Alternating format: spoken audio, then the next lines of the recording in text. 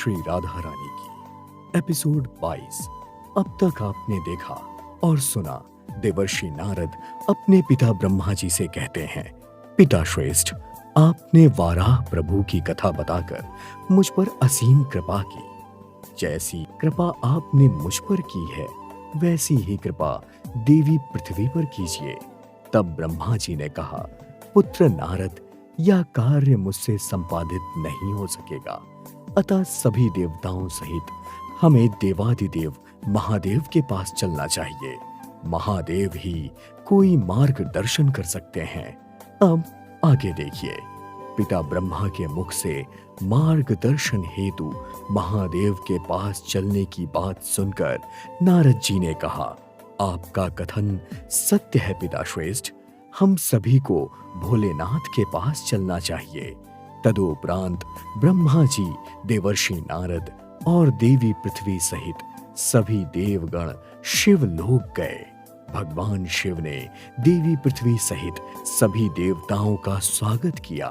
स्वागत सत्कार के पश्चात भगवान शिव ने पूछा, हे देवगण, देवी पृथ्वी सहित आप सभी देवताओं का अकस्मात आगमन हमें संशय में डाल रहा है।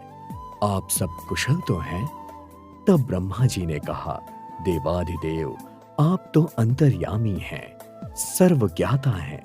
देवी पृथ्वी के दुख से आप पूर्ण रूप से परिचित हैं।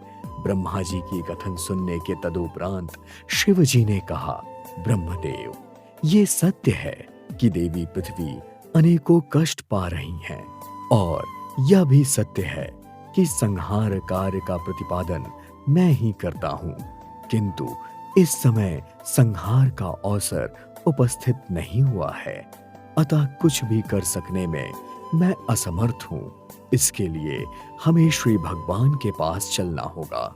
वे सर्वेश्वर ही कुछ उचित व्यवस्था करेंगे। तब भगवान शिव सहित देवी पृथ्वी और समस्त देवगण श्रीधाम की ओर प्रस्थान करते हैं। श्रीधाम अर्थात भगवान कृष्ण के गोलोक धाम की ओर। उधर गोलोक धाम में भगवान श्री कृष्ण एवं राधा रानी रत्नमय सिंहासन पर विराजमान हैं। देवी पृथ्वी सहित सभी देवों ने एक साथ भगवान कृष्ण चंद्र एवं राधा जी को प्रणाम किया और एक ओर खड़े हो गए।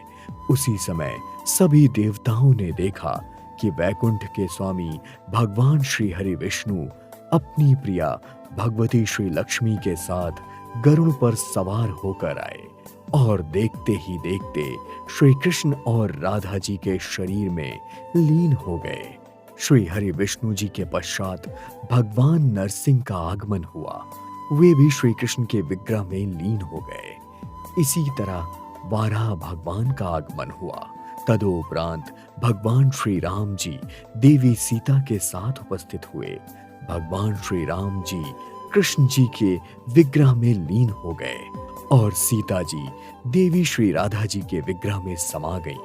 उसके बाद वहां उपस्थित अन्य देवियां भगवती राधा की ओर देखने लगी।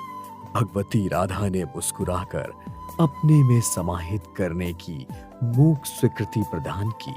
जिस प्रकार ब्रह्मांड के समस्त देवता ऋषिगण आदि श्री कृष्ण के विग्रह स्थान पर प्राप्त किए, उसी प्रकार देवी लक्ष्मी, सीता, देवी दक्षिणा, गंगा, काली, दुर्गा आदि देवियां श्री राधा के विग्रह में लीन हो गईं। और तब अकस्मात श्री राधा जी और भगवान श्री कृष्ण अंतर्ध्यान हो गए, और वहां पर हाथ में रत्नों से जड़े दंड लिए हुए एक अति सुंदर स्त्री दिखाई दी। तब सभी देवता आश्चर्यचकित होकर उस स्त्री को देखने लगे। अंततः ब्रह्मा जी ने पूछा, हे देवी, आप कौन हैं? श्री राधा जी और श्री कृष्ण जी के अंतर्ध्यान होने के बाद हाथ में स्वर्ण जड़ित दंड लिए हुए कौन स्त्री खड़ी थी? देखिए अगले एपिसोड में धर्म सिनेमा YouTube चैनल पर। देखते रहिए महिमा श्री राधा रानी की सीरीज को देखने के लिए चैनल को अवश्य सब्सक्राइब करें। 1000 से भी अधिक एपिसोड्स